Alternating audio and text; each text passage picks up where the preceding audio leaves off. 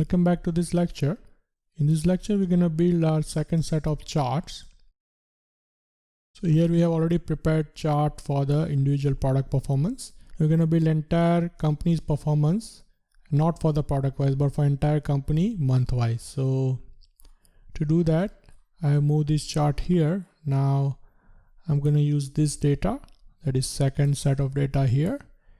And let's start with this particular data set, that is KPI, sales and GP. You have to select like this. Go to insert, go to again 2D column and clustered column and bring it up like this.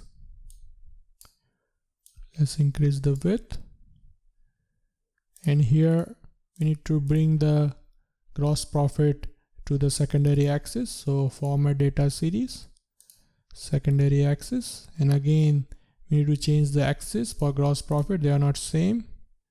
So go to format axis like this, axis options, put 120.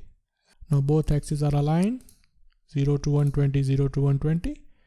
And now let's change the size of the bars or column, I should say. So for the sales, let's make it a little bit thicker. And now let's change the color for the sales to be this color, and the gross profit to be this color. Let's add the data labels for both sales and gross profit like this. Here we need to change the font color to white, and now we can remove the background like this. And now since we have the data labels, we don't need this axis, so delete on the both sides so we can have some space.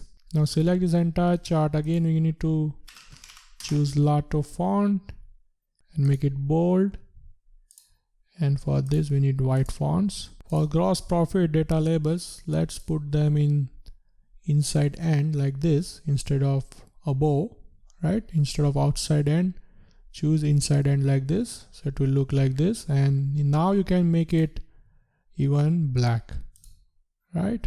Now select the entire chart like this, go to format and remove the background color and shape outline. So this is more of a transparent chart now, and bring the legend on top.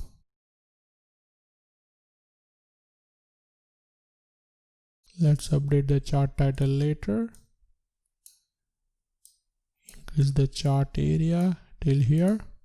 Now in next lecture, we're going to prepare the second chart, that is GP, max and lowest GP, and similarly NP chart, max NP and lowest NP.